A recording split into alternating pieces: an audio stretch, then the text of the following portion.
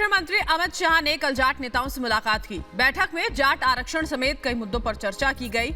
जाटों का दिल जीतने के लिए अमित शाह का क्या प्लान है, दिखाते हैं आपको रफ्तार रिपोर्ट में।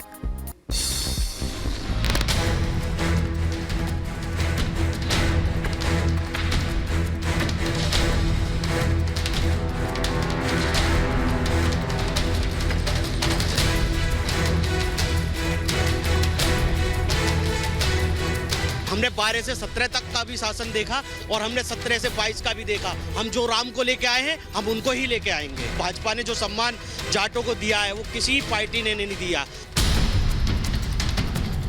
पूरा जाट समाज इकट्ठा होकर आज यहाँ आया और वो बीजेपी को दोबारा लाने का काम खुल के समर्थन करेंगे। भारतीय जनता पार्टी को वोट देंगे। भारतीय जनता पार्टी के साथ जाट समुदाय का बीजेपी ने हमेशा सम्मान दिया है। जाट टोटल हमारा 100% बीजेपी के साथ था, बीजेपी के साथ है, बीजेपी के साथ रहेगा। हाँ, चौधरी बना दिया साहू।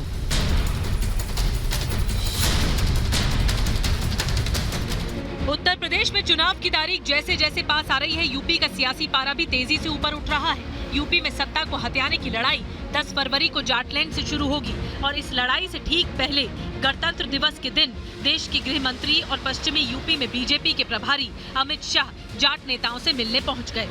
दिल्ली में बीजेपी सांसद प्रवेश वर्मा के घर पर गृह मंत्री अमित शाह ने जाट समुदाय के 250 से ज्यादा नेताओं से मुलाकात की। इसे सामाजिक भाईचारा बैठक नाम दिया गया। इस सामाजिक भाईचारा बैठक में पश्चिमी यूपी के अलग अलग जिलों के जाट नेता जुटे। जाट नेताओं ने शाह का स्वागत भी सम्मान का प्रतीक साफा बांधकर किया।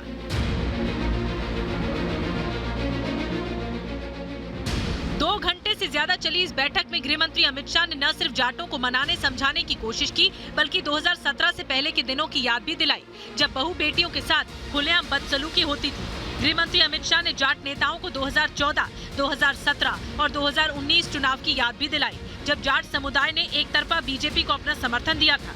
बीजेपी की तरफ से जाट नेताओं को समझाने की कोशिश की गई कि राष्ट्रवाद के मुद्दे पर जाट और बीजेपी एक है और बीजेपी ही एकमात्र पार्टी है जिस पर जाट समुदाय का अधिकार है। इस मीटिंग में गृह मंत्री ने एक ऐसा ट्रम्प कार्ड भी खेल दिया जिससे चुनाव के बाद का अंक गणित भी प्रभावित हो सकता है।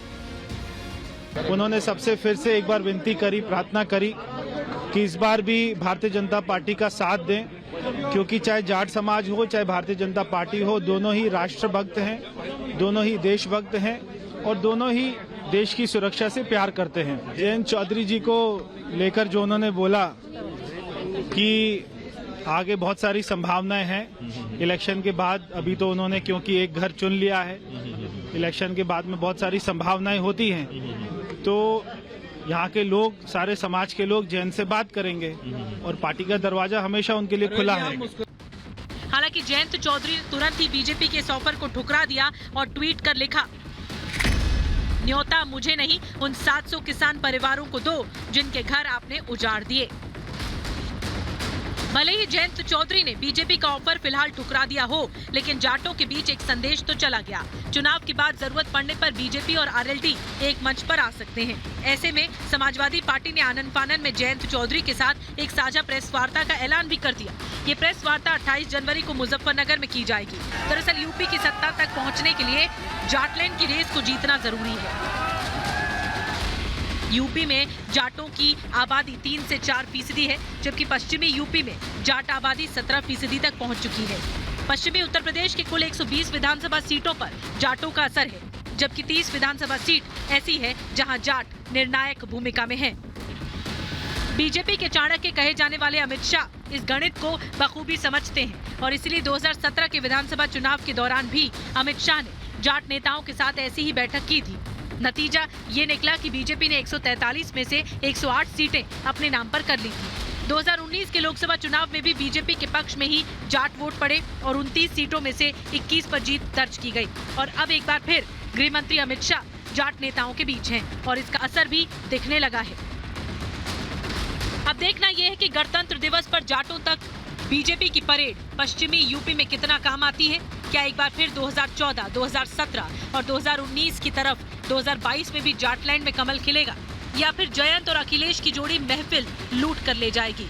Bureau report, Republic Bharat.